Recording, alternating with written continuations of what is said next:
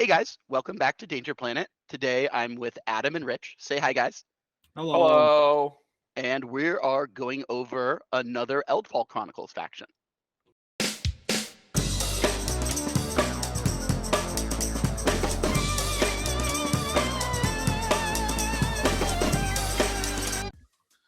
Hey guys, welcome back to Danger Planet. Like I said, this episode is going to feature myself and Adam and Rich, and we're going to be talking about our second faction focus overview for the game Eldfall Chronicles. Eldfall Chronicles is a pretty unique game that we've really become enamored with. Most of our team over here at Danger Planet. It's unique in that it's a skirmish game with a really low number of models, but it can be played in a narrative league component. It can be played as a PvP game, or it can even be played as a PvE game, which is really interesting. Right now, there's 4 primary factions for the game. We have already done one video on the Dark Elf styled faction, and this one is going to be on the Helian League. So just so folks have a really high level understanding of what the Helian League is, the Helian League is one of the 2 native races or factions of the Rin people that live in the native Eldfall world.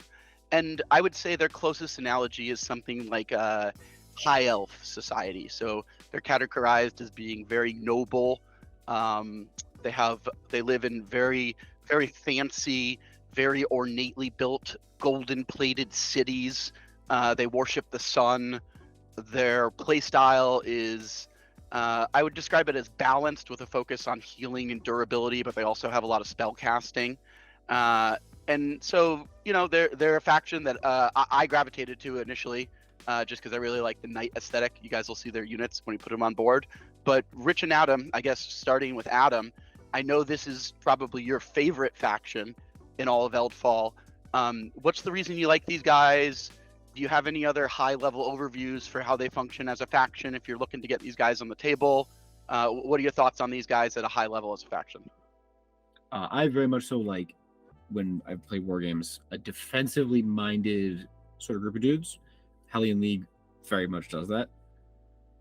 And specifically, and I think that's very nice of them too, they have a class that gives them synergy for having more of your stuff from the league. And they're also, like, obviously very heavily armored because they're defensive, so they take hits really good. They're one of the few factions in this league, or in this game, if not the only faction in this game, that I would remotely describe as defensive/durable, you know? I feel like a lot of other things die really quick in this game. For sure. Rich, what else you got? Any other quibbles or coibles here on this particular faction before we start to dive into the particular character cards and the units here?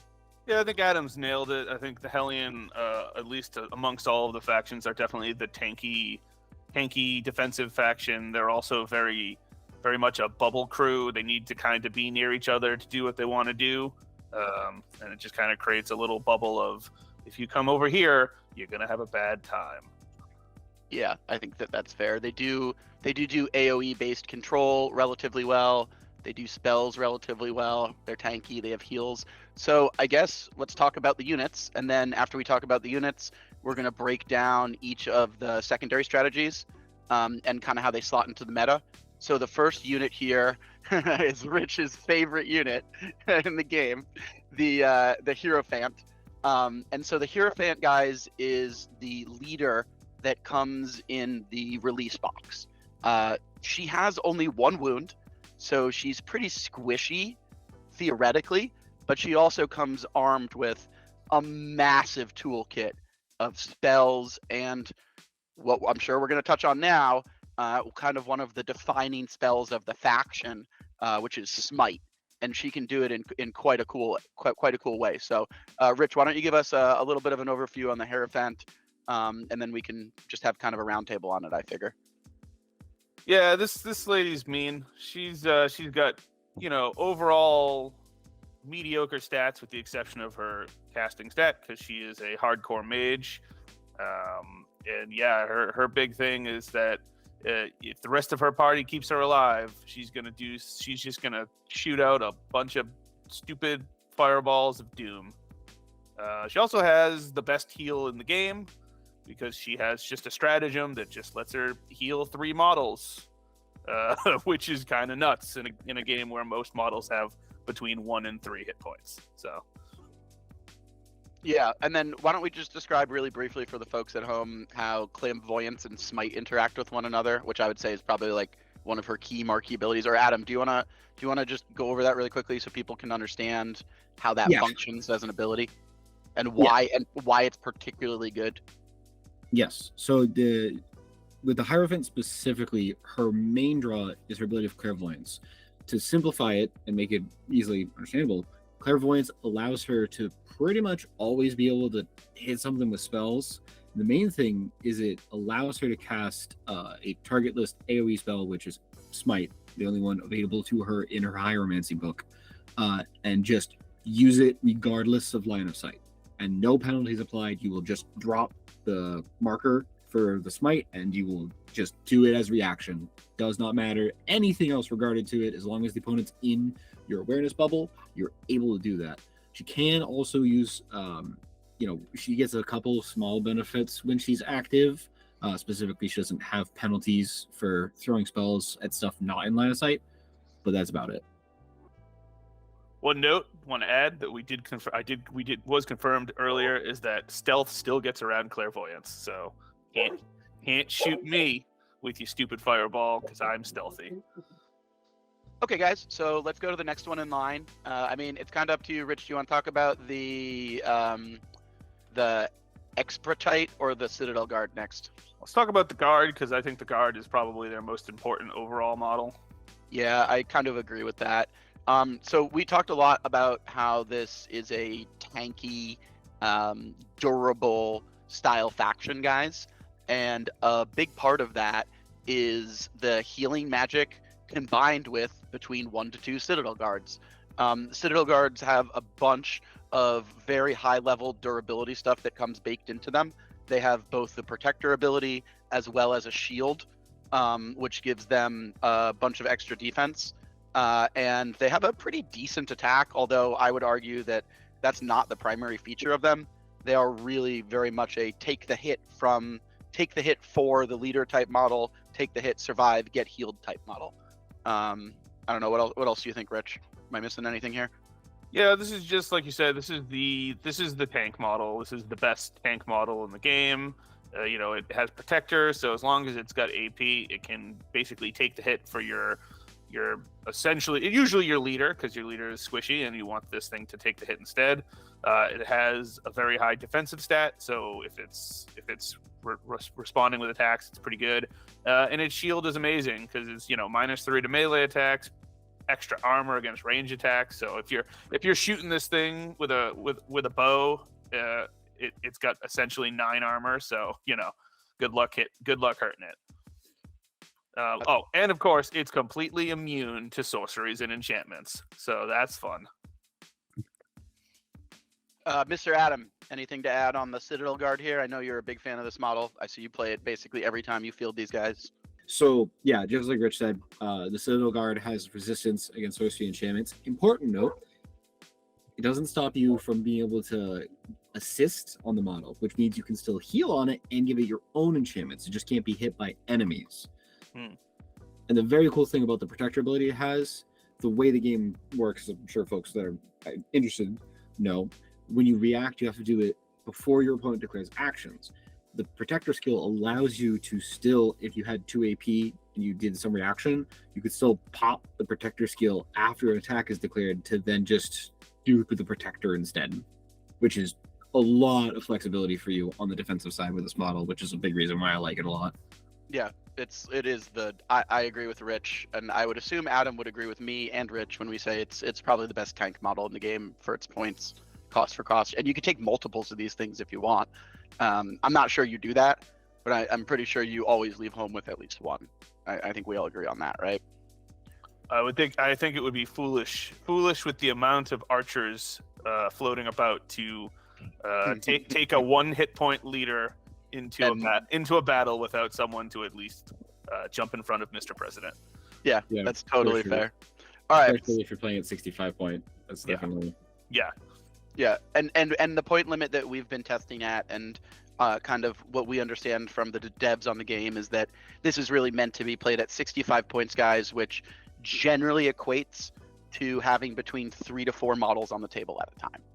So that's kind of what we're thinking about. One moment, folks. My dog has gotten into a box of food that is meant for humans, and I must relieve her of that box of food. One moment. All right. All right, so the next one up, guys, is the I'm not pronouncing this correctly. The Expratites. It's an expatriate. Because he's been expatriated because he's left his home. That's because he's versatile. So I do like this guy. He is a versatile. He's an enchanter, and he basically the way that enchanters work, or is it artificer that allows him to do this, which is at the beginning of the turn. Artificer. He's an artificer. Yeah, he's an artificer, which allows him to proc an enchantment for free at the beginning of his turn, which he then basically enchants his weapon with. I've also seen Adam do some pretty disgusting stuff with this guy in campaign mode, because he can hold additional item, so you can double stack items on him. So you can do some wonky combos with this guy in campaign mode. But I don't know, Rich, what are your thoughts here? And then after Richard, we'll poll the Mr. Adam. This guy's pretty good. He's cheap.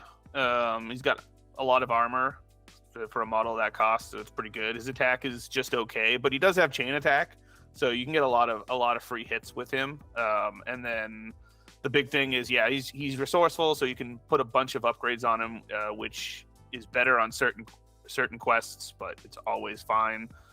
And also, just having impede basically means that you can't really walk by him or run away from him. It's harder to get away from him, so he's pretty good at tar pitting dudes. Yeah, the expatriate is an interesting model. He's really, I'm not exactly sure how to place him. He's not bad at all. Yeah, he's very good, but his utility is so niche yet not niche at the same time. He's flexible for really good utility in a lot of other factions because he is the neutral choice available to you, and he does present a lot of good offensive pressure you can do within faction, but he feels a little awkward, I think, for me, and I don't usually take him for that reason, but he is good, quite good. I think this is a flex piece. I think you take this guy when the quest requires you to split up, which arguably is not a strong point of this faction, but you got to pick a faction first. So if you end up in a situation where the quest requires you to kind of send someone off to the other side of the map, I think this is the guy to do that, because he's not a soldier, so he doesn't really care what your other dudes are doing. So you can kind of send him off on his own while so maybe you have the protector hang out with your leader, and then they do their own thing, and he's just kind of going off to score points. And he ignores difficult terrain, which is always good. So yeah, he also ignores forest too, and like his role is pretty well defined actually, if you understand some of the class stuff. So like he'll start give himself burning touch on sword or dagger if you're gonna throw it. You might have a reason to do that, and then you just kind of let him beeline around a difficult terrain situation, and then just get something. Yeah, but I think that he's. I think you only take him if the quest calls for it. You mentioned something minutes ago that I think is going to be the next gentleman we talk about here, guys, which is the Flame Weaver errant, because in my mind he is the archetype for the soldier leader, and I want to talk a little bit about the soldier sub-theme and the soldier subclass here, because obviously this guy turns it on. So you want to lead with the Flame Weaver errant / soldier sub-theme, Mr. Richard?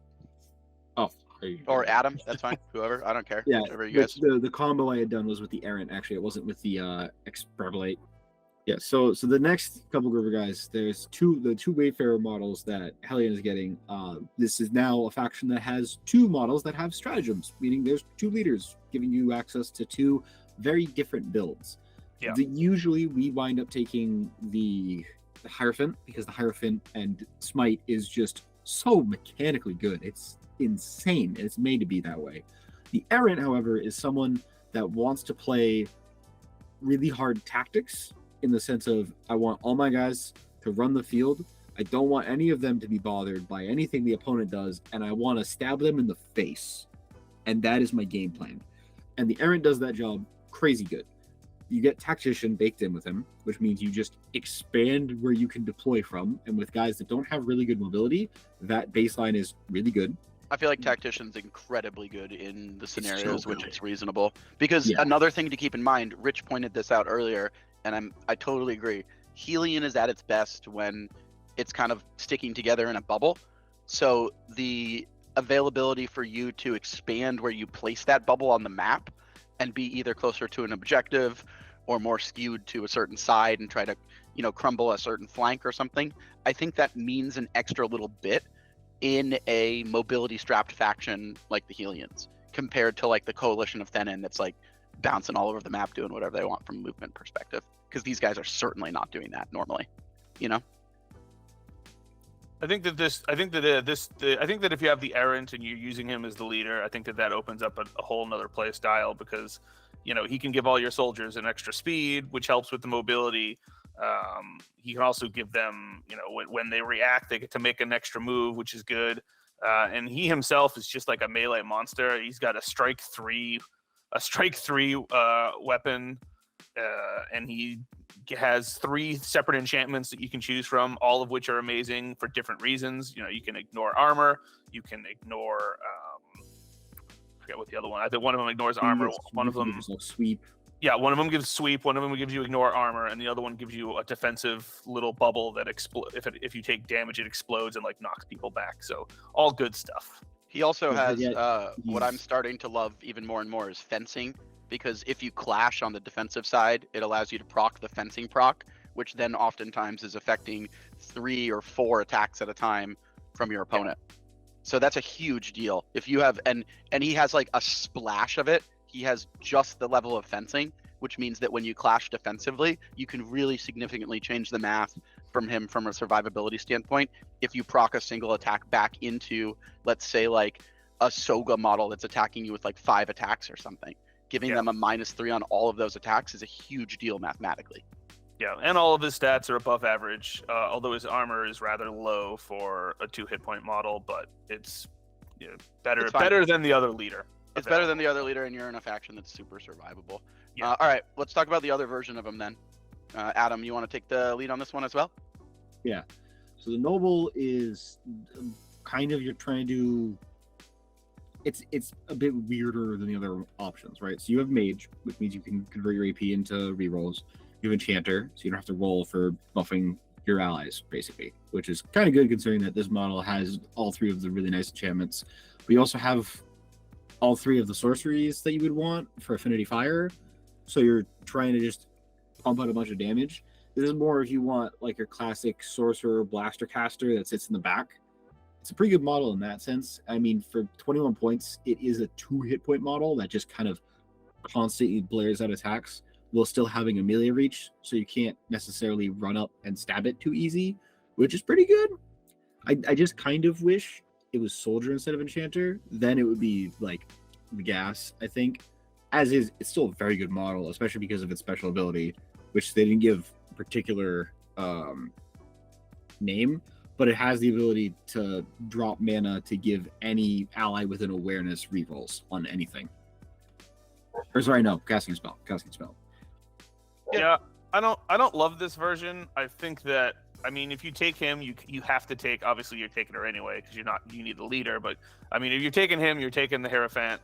He gives the Hierophant a little bit of a buff because she gets to reroll her sorceries, and I mean her heals don't matter because she doesn't need to roll for heals anyway, so that doesn't really matter. True. So but it's 21 points is a lot, and I don't know. I don't see myself using his enchantments that often. Fireball is a dumb spell, so like that's just really strong. So like I think you just spam Fireball with this guy until he gets murdered, which is fine. When I looked at the card, Rich, that was my take on it. I was looking through all the things that he would do that was exceptionally different, and I was like, oh, they took away Tactician. He doesn't have stratagems, but he has fireball. All right, I guess you were just spamming fireball all day, both on actions and reactions. Yeah, you spam fireball, right? Like, it's amazing. There's a funny list that you can I try, agree. Where you bring the noble and you bring 2 flame shapers and you kind of try to pump them up a little bit, and it results in I cast fireball, I cast ignite and ignite on top of the fireball. Yeah. I mean, it's a gun line, and I think that a gun line can work in this game. I think it's very dependent on what you're trying to do and the overall, I can't think of the word. What is the word? Quest. Thank you. But like, I don't know. I don't love this version of the model. I think it is. I like the other version because the other version does very specific things, and it gives you an alternate play style. Whereas this guy just kind of does the same thing that the Hierophant already does, but worse. So yeah, but maybe fireball will become even more important as they release other quests and stuff. Who knows? I mean, we are on to the last component here, which is, I guess, kind of combo-y ranged support is how I would think of the Flame Shaper, right? Kind of. Yeah, pretty much. That's exactly its function. It is a soldier, so it counts for all your soldier stuff, and that's good considering this is like the cheapest model in faction at 15 points, and it has limit 3, so it's clearly designed to be a gunline thing for situations in which you're playing with higher point counts, like if you're doing the story mode stuff, or if you're playing the higher point value game. Bring a couple of these is just a nice option. Well, even if you're playing regular points, if you're doing an alliance and you're because all of your allied models includes the other players and models in an alliance, so you can get some pretty ridiculous buffs going.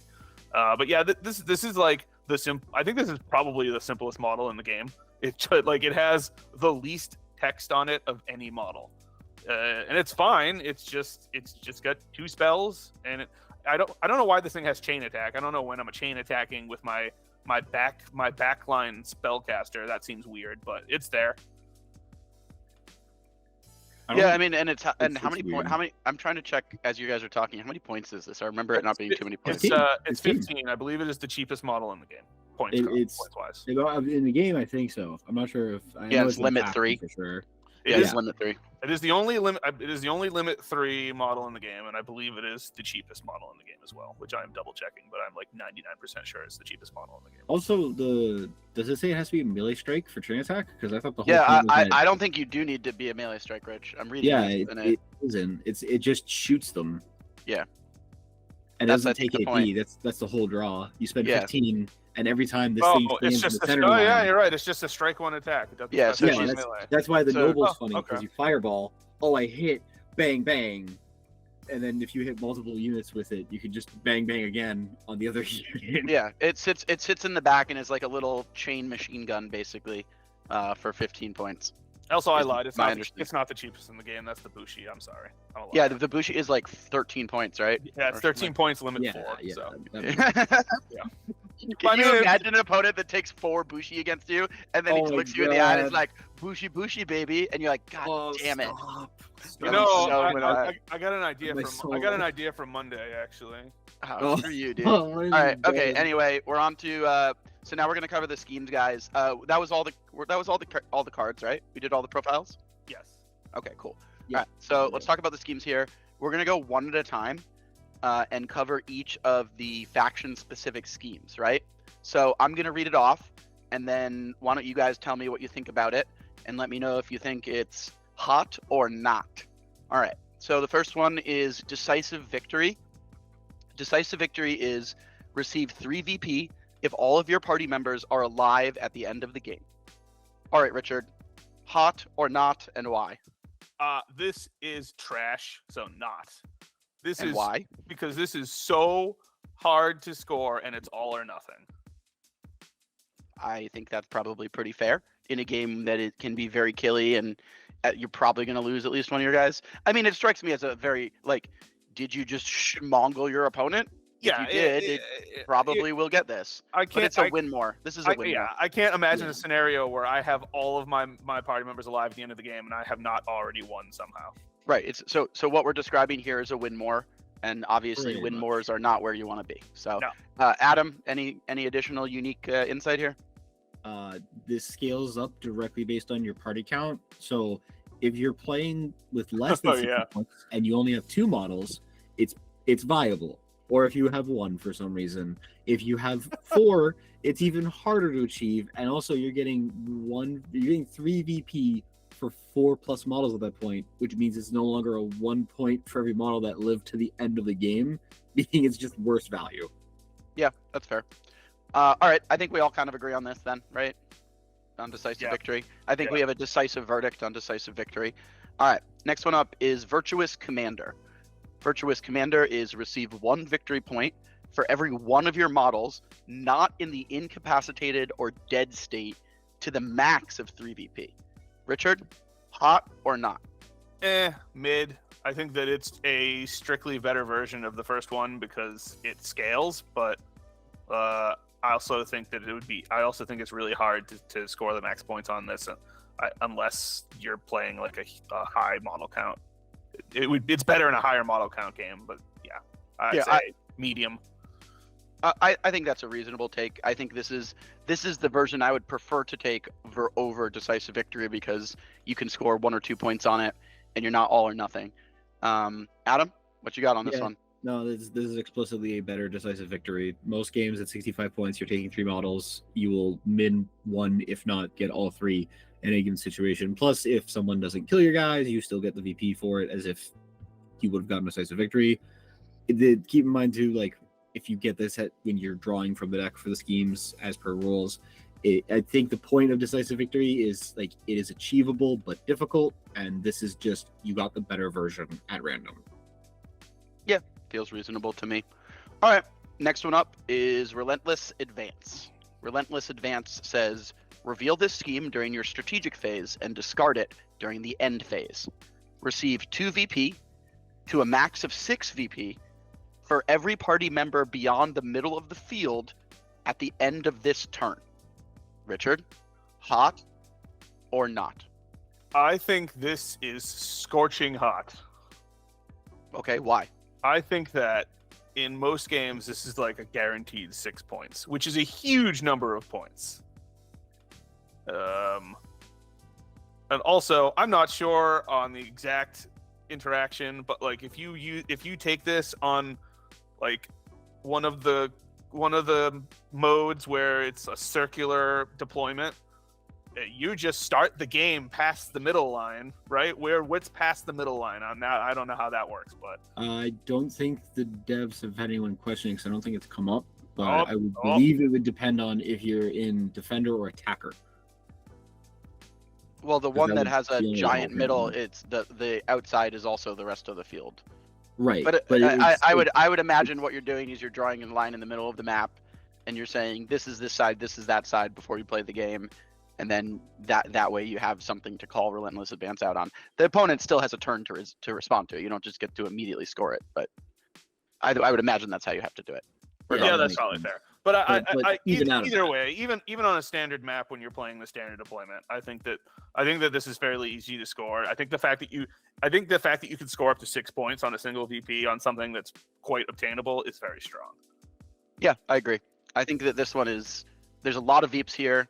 You don't really need to do a lot to score these VEEPs. You're moving as a bubble most of the time anyway, so if you can get most of your guys past that half line and then defend it, you can just get a huge chunk. This is an example, guys, of a secondary that requires you to tip your hat. And you'll see a couple of these across as we go, but it's an interesting call out where this one you do need to tip your hat to your opponent, allow them to have that turn phase and that rundown to respond to what you're trying to do. So at least calling that out from a timing standpoint. Okay, so the next one is Fierce as Fire, immovable as a mountain. That one says receive 1 VP to a max of 3 for wounding an enemy model in reaction. Richard, hot or not? I think this is mid. It's fairly easy, probably fairly easy to score, but it still requires your opponents to like move into you and kind of feed you wounds in that reaction step, which you don't have full control over. So I would strongly disagree with you, sir. If you're taking the Hierophant, this auto scores is just for you. did you smite? Yeah. Okay. Well, If you take the Hierophant, if you have the Hierophant as your leader, and because of her clairvoyance ability that we talked about, I mean, Adam, you agree with me, right? If you have the Hierophant and you basically take this every time if you see it, right? This scheme quite literally reads: check if your list contains a Hierophant. Check if you smited during this game. Gain 3 VP. Yeah, I agree with that statement. Well, all right. If you're taking the Hierophant, then you take this. If you don't have the Hierophant and you're running the soldier list that we talked about, then maybe not as good. But Still doable. Yeah, it's still doable. You're very good because you stack soldiers, so you have defense plus 3 or 4, so you're hitting on 17, 18 out of 20. Yeah, it's still. I mean, Rich, I assume when you were responding on the hot or not for this, you were not assuming about the Hierophant, right? You were just saying in general. I'm just saying in general. In general. But yeah. Yeah. Okay. Well, I mean, I think that is what it is, right? It's it's pretty polar. Either you have Hierophant or you don't, and either you're. I mean, the art on the hugely card hyped. literally is the Hierophant standing there. Like, it's one of the only ones with a staff in it, and there's just a smite on the ground. It's she's very smiting. clear what the goal is. Yeah. All right, cool. So the next one is Peacekeeping Paragon. Peacekeeping Paragon says receive 2 victory points for every enemy model not in the incapacitated or dead state at the end of the game. Richard, is this hot or not? I think I misread this the first time I read it, and now that I've read it, I think that this is bad. Why? I don't want my opponent to have models alive. That's not how I win the game. So I would say that this is, on its face value, it's kind of counterintuitive. I would say that this is something that you'd want to be going with if you know that the primary strategy and your opponent are not necessarily going to be things where that match is going to be about fighting. If it's going to be more about interacting on an objective or running to different places on the map and being mobile, and you don't expect a big fight, then I think something like this would be really good. On the counter to that, I think that something like this would be really bad if you know that the primary mission is going to be all about running into one another and killing one another, because then it's directly counter to what you're doing. So my take on this is that you need to be very careful when you select this contextually based on the primary objective as well as your opponent. I also need to point out that for some reason, which I don't have the actual card in front of me, so I'm not sure if it's different on the card. There's no max on this, which I assume that there should be. No, it's by design.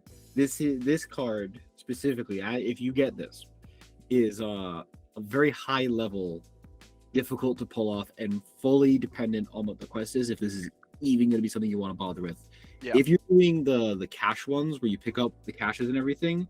Yeah, you actually can just super hard be like, I'm gonna get 6 to 10 extra VP before this game's over. Yeah, that's true. Because this also against Sand Kingdom, this checks if the summons are still present because it's models, not party members. Models. Yep. So this is like, you really like there's a context in which this is good and you plan for it. Saying that half of your models have access to flare and other blinding effects, which really debilitate your opponent's offensive abilities with your base stat total. It's a sneaky little thing to say, I'm actually not here to murder. I'm here to just stomp you in VP and only in VP. Yeah. I mean, it's a whole different play style, but if you can pull it off, then you can score a lot of points with this. So. Yeah, I think this also highlights how you've already heard us talk about 3 or 4 different play styles at this point that you could go after with the Helian League, which I think really highlights the versatility of just the amount of options of this faction. I mean, it can do a lot of different things already, and I'm sure that's only going to expand as more models and more stuff comes out. So we're on our last one here, guys. This one is Last Warning. It says, reveal this scheme during your strategic phase and discard it during the end phase. If your models do not declare attack until your next strategic phase, you receive 3 VP. Richard, hot or not? I think that, like most of these, this is very situational. I think that it's fairly easy to do, especially early in the game, depending on who you're playing against. If you go first and you just declare this, and then you're not going to attack anything that first turn, so you just kind of have to get through one of their turns, and you've scored three points. So yeah, and I also think that this is a really good example of a scheme that has a very, very, very, very high floor and a very, very low ceiling. It's pretty easy to do this, but it's not necessarily going to get you as many points as like Relentless Advance might, basically. And I think it's also something that you're probably going to want to do early in the game. I agree with that. Adam, any other wisdom here? It's also another all or nothing. This one's like nowhere near as good as Decisive, because Decisive you can like kind of masquerade as you're playing really good. This is more so you have to clarify to your opponent, and then I actually think this is probably better than Decisive. Oh yeah, no, I think this is way better than this Decisive. is way better than Decisive. I'm not saying this is worse than Decisive Victory. Just the fact that Decisive Victory has that little minor bit that you can masquerade it is a small benefit to it comparatively. I just don't like that your opponent can realistically try to put you in positions where, all right, if you just don't attack me, you're going to die, realistically speaking. Not if you do it turn 1 or turn 2. You do it turn 1 because you can still just. I suppose you just dodge for a whole turn. Like what are they? Yeah, you just dodge and then you survive. I think this is very easy to get 3 on. I disagree with you. Right, I think playing this is incredibly easy to score 3 on. You can just decide that you're not going to attack and you're just going to dodge for a turn, and just put yourself in a position to score 3. And if you combo it with a primary that like makes sense to do that with, I think it's strong. But I think the theme from a lot of these is that you need to look really closely at your Helian objectives, and you need to mesh that with how the primary strategy is going to be working. And you also need to be aware of your opponent's factions, because these seem to be scoring in all different types of board states. So it also leads us to, I think, an interesting discussion that we can have later, but it's about how kind of we tend to homebrew our secondary objectives, where we like to be able to pick one of them from our faction, and then we randomize on the generics, but we'll talk about that later. I think the next thing that we got to talk about, guys, is the upgrades. Are there, I guess, Adam, starting with you, are there any upgrades that you really like in the Helian League, or is there anything that you want to highlight in terms of combos or items that you tend to default to, either generic or not generic with these guys? Yes. So Gifts of Longevity, if you just have 2 points and you don't know what to do, good take, especially if you're bringing the Hierophant, because it gets you to 16 int, which gets you, if you're actually drawing secondaries, it actually gets you more control over what you'll have access to in the game. So it's always useful in that sense. Plus it makes your initial spellcasting rolls a little bit better. The Champion of Helian is incredibly useful when you're just soldier spamming, because it allows one of your soldiers to count itself, meaning that soldier is going to get just a better bonus. And, when you're already going up towards the 16 or 18 range, that bumps you towards a 17 to 19 range on your rolls, which is just great. Top of the line. The other thing, when me and Rich went through and played the entire story mode, I managed to do a very funny thing where I took Expeditionary Tactics, the Surge Order, and I used it to use the Flame Shaper Noble, the Errant, run up to a Earth Elemental and kill it in one turn, almost unassisted, because it gave me the additional walk to move before it could react and throw a boulder at me, and then I charged in, clashed with it, won on the clash because I rolled 4 total dice and proceeded to stomp his face in. It was hilarious. Yeah, I think that the Tactician one is very good, because Tactician's a very good ability. I think that, Gift of Longevity is 1 point, which is there's not a lot of 1 point upgrades in the game, and like sometimes you just find yourself with an extra point, and it's like, cool, that's fine. The Surge Order is really strong. I think anything that gives you the ability to take actions during that strategic phase, because your opponent can't react to those, is just a very powerful ability overall. So anything that lets you do that, I think, is always worth considering. There is also the Glyph Scribe Reduce Weight, which you can inscribe an item to give it 1 more strike. I guess the idea is that it's lighter and easier to wield, so it helps you swing out on offense. That's 3 points and it's limit 3, so it also bleeds into how you can potentially swing from defensive to offensive with these guys if you really want to try and make it happen. Yeah, I think that's those are all good call outs. I guess as closing thoughts, guys, I guess Rich, we can start with you if you want. Any closing thoughts on the faction as a whole? Any takeaways on what folks maybe should keep in mind if they're just starting out and looking to field these guys? What do you think? I think this faction excels, especially for new players, because while there's a lot of options and versatility, there's not a ton of text on all of their cards, and there's not a ton of stuff that you need to memorize or know. So I think that they have a fairly straightforward, at least basic play style. And so I think that they're good, especially for like new players, like players new to wargaming in general. I think that they're a good pickup. Yeah, I mean it's a strong overall faction. Their biggest weakness again is just their lack of overall mobility, and generally once you start picking off, if you manage to pick off one of their models, they become significantly worse almost immediately. So they have to play kind of defensively because of that. Yeah, they present as a big blob that moves up the field, tries to complete objectives while defending one another, and if you can tear a piece off of that, their kind of castle technique starts to crumble a little bit. But I also think it's important that you are right. Like, I think this is beginner friendly in that the models are tanky, they're more survivable. But this is the only faction, when we've talked about it so far, guys, where we've had 3 or 4 distinctly different strategies that a faction could bring to the table. And it's also one of the only factions where it seems like even within their secondaries, they all are asking you to do very different things, and you could approach a game very differently with lots of different types of Helian lists, where if I'm comparing this to like the Soga or the Coalition of Thenin, those factions tend to operate in a pretty specific way. Whereas like Soga, I would say, is like they're going to get up the board, they're going to try to attack you, they're going to try to remove you from the game every time. Almost every time they want to be doing that, or shooting archers at you. And then like Coalition, it's like they're going to blip around, they're going to try to back attack you, they're going to try to spike a model off the board one at a time, and then outmaneuver you and complete objectives. Whereas Helians could be like so many different things, in my opinion. Adam, what do you got for kind of closing thoughts here? Pretty much a big note. In most of the games that we play, very often the Hierophant interaction with Clairvoyance this might comes up, and it is kind of a linchpin of the group. It's very good, very strong. The Flameweaver Errant is also a very good model, very strong.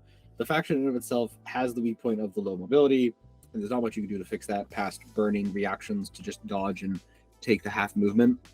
The one thing I will say is if you do want to play it, keep in mind that your linchpin models are not the only thing you can do, and if you excessively show the opponent your reliance on them, they will just over-target, kill it, and you're going to lose your game at that point, and you have no recourse to be able to fix that.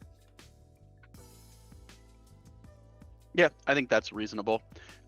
So guys, we hope you enjoyed this overview. This is the second of 4 faction overviews that we're going to be doing for this game, and we're also going to be creating more content once we're done with the faction overviews for bat reps and talking about things like campaigns. I think one of the things that the 3 of us are really looking forward to is probably doing a campaign together. So hopefully you guys will enjoy that when the time comes for Eldfall. If you guys have questions on anything, let us know in the comments. You can also check out our Discord server, where we play tons of different games, mostly focusing on different types of skirmish games and indie games. We also play a lot of different types of RPGs and board games. So if you're a fan of any of that stuff, come on over, check us out in the Discord. We'd love to have you as part of the community, and definitely subscribe to Danger Planet to get more of, Rich's opinion about everything he believes is right in the world. I think it's important that everybody hears that. So I got a lot of problems. All right, say goodbye, Mr. Adam. Goodbye. Goodbye, guys. See you later. See you next time.